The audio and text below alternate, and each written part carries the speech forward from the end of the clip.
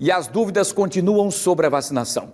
Algumas pessoas têm nos procurado falando da dificuldade nos locais, nos documentos exigidos, entre outros problemas que acabam acontecendo. Nós vamos voltar ao vivo agora com a Maria Maciel, que vai inclusive tentar nos ajudar sobre essas dúvidas, dirimir as dúvidas de todos os nossos queridos telespectadores que estão ligando para cá. Maria Maciel, é você? Vamos começar agora. Maria Maciel volta aqui, inclusive, já está começando agora a entrar ao vivo comigo aqui no nosso Fenômeno Fica Alerta para dirimir essas dúvidas. Muitas dúvidas, muita confusão. O que é que está acontecendo, Maria? Nos ajude, nos atualize. Bom dia. Bom dia, Wilson. Bom dia a todos. Pois é, com essa ampliação, do grupo prioritário, e esse é um grupo bem grande, composto aí por trabalhadores da indústria, também da construção civil, é natural que muitas pessoas fiquem com dúvidas para saber exatamente se a regra funciona para ele ou não. Quem vai tirar essas dúvidas é a Fernanda Rodrigues, que está aqui comigo ao vivo, que é a diretora da Vigilância em Saúde aqui da Vigilância Sanitária de Maceió. Bom dia, Fernanda. Vamos começar então com uma dúvida de muita gente.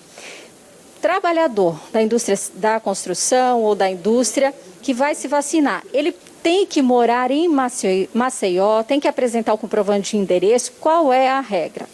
Bom dia, boa tarde. É necessário que o trabalhador comprove a condição de trabalhador de Maceió. Não necessariamente ele precisa ser residente no município de Maceió, mas ele precisa comprovar que a sede da empresa em que ele trabalha está situada em Maceió. Então, as empresas geralmente, em seu carimbo, no seu contra-cheque ou na declaração que emite, já emite com a informação de que é em Maceió a sua sede. Então, um exemplo claro, a pessoa mora em Rio Largo, mas ela trabalha numa indústria, no polo aqui, ela pode se vacinar aqui em Maceió? Ela pode se vacinar. O cálculo, inclusive, é feito de acordo com aonde fica a sede da empresa. Agora, um outro exemplo. Se a sede da empresa for num outro estado ou num outro município, como é que fica? Então, em grande parte, a gente vacina com a sede em Maceió. Tem acontecido alguns casos que a sede da empresa é em São Paulo, por exemplo, só que eles estão com obras ou estão com uma atividade perdurando aqui por muito tempo. Nesse caso, a gente vai fazer a vacinação, a gente está avaliando caso a caso do que acontece, mas a regra geral é a empresa que tem a sede em Maceió. Fica muita dúvida porque é o exemplo do aeroporto. Então, as pessoas que trabalham no aeroporto, que não fica ali em Maceió, fica em Rio Lago, mas aí, nesse caso, as pessoas precisam apresentar o comprovante de endereço. Então, a Procuradoria-Geral do município já nos emitiu um documento autorizando a vacinação, porque 2/3 do aeroporto está no território de Maceió. Então, isso já é uma questão de outro âmbito, mas a gente já está com autorização para poder vacinar o pessoal do aeroporto, contanto que apresentem, nesse caso, o comprovante de residência também. No caso desses trabalhadores, qual é a documentação que eles precisam apresentar no ato ali?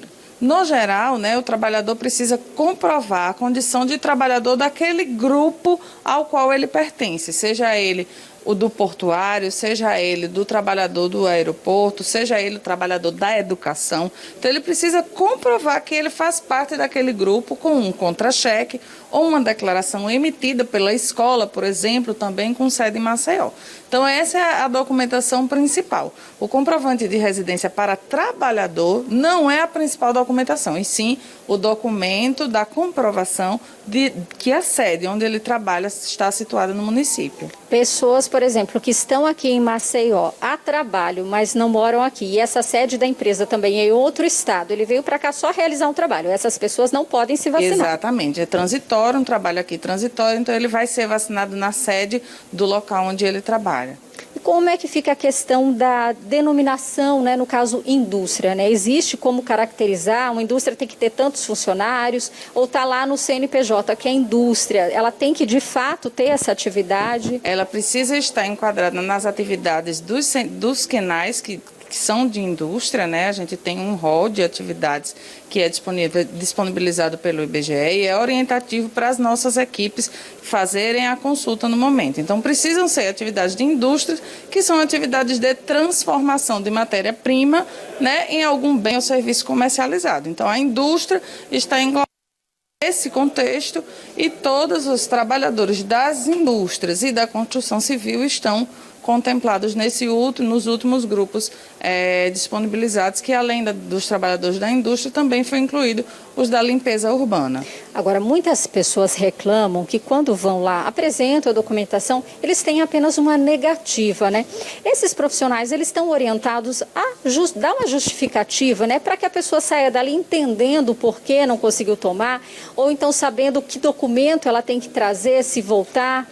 Então, nós fazemos essa orientação a todos os profissionais e todos os profissionais também são orientados a repassar a informação adequadamente para que a gente tenha o bom atendimento da população e que a população entenda o motivo do que ela não está sendo contemplada naquele momento, até para que ela providencie, se houver uma forma de um documento adequado, o documento está, no caso de comorbidade, a comorbidade não estiver clara, ela não estiver enquadrada adequadamente, ou não estiver, a deficiência não estiver entendível, né, não estiver ali sendo possível fazer a caracterização do grupo, que ele possa, né, ter a oportunidade de fazer a correção daquele documento para que seja contemplado. Então, essa é a nossa orientação. Porque às vezes só receber aquela negativa não pode.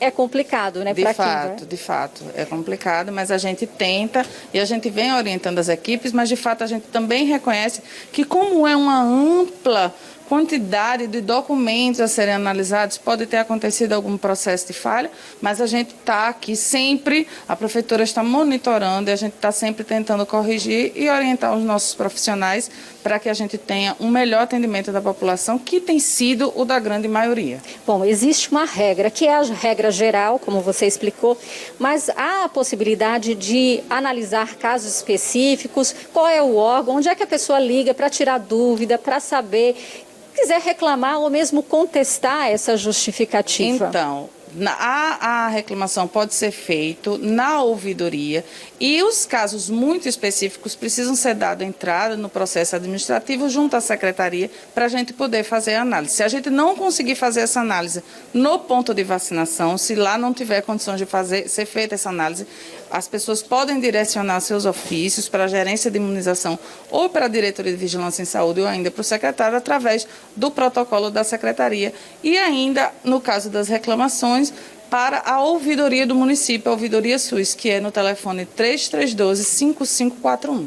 Com relação a comorbidades, teve gente que reclamou, por exemplo, a origem do atestado. Para se vacinar, ela tem que morar aqui. O atestado, ele pode ser de um médico, tem que ser um médico de Maceió, pode ser de qualquer lugar. Não, o atesto médico é um atesto de um profissional. Esse não tem que ser questionado, né? Aqui, para ser vacinado com comorbidade, a pessoa precisa ter um laudo, independente de onde ele tiver sido emitido, ele precisa ser emitido por um profissional habilitado para tal, e ele precisa comprovar a residência em Maceió no caso da comorbidade.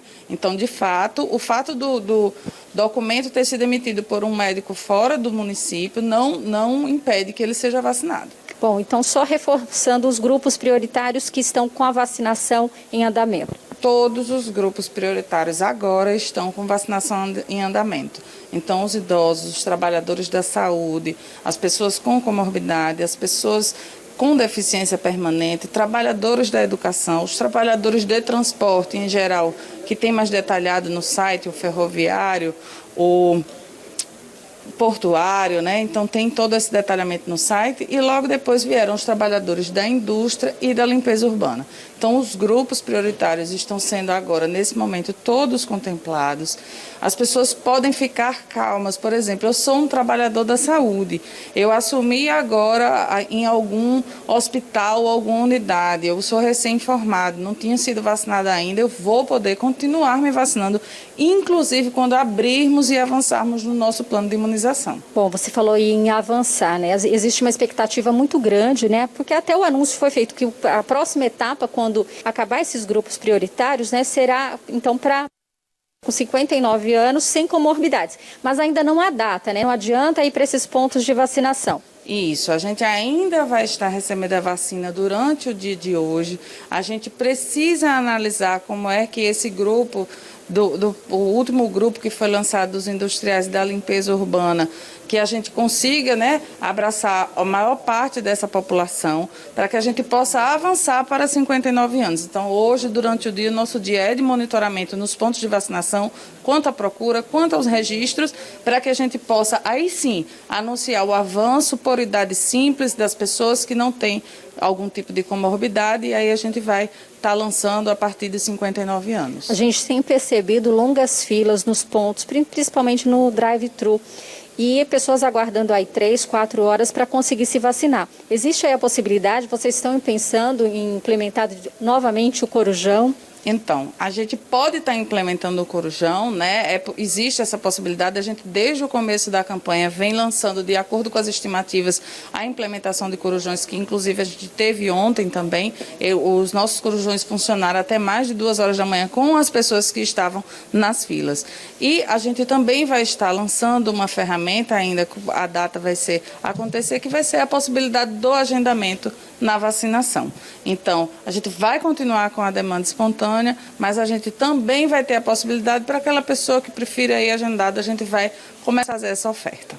Tá certo. Muito obrigada, Fernanda, pelos esclarecimentos. Então, importante tirar essas dúvidas da população, principalmente quem está indo a esses pontos de vacinação, às vezes fica na dúvida, recebe aí uma negativa e não sabe por quê. Então, prestar muita atenção, se tiver alguma dúvida, consulta lá no site direitinho para não perder a viagem. Volto com você, Wilson.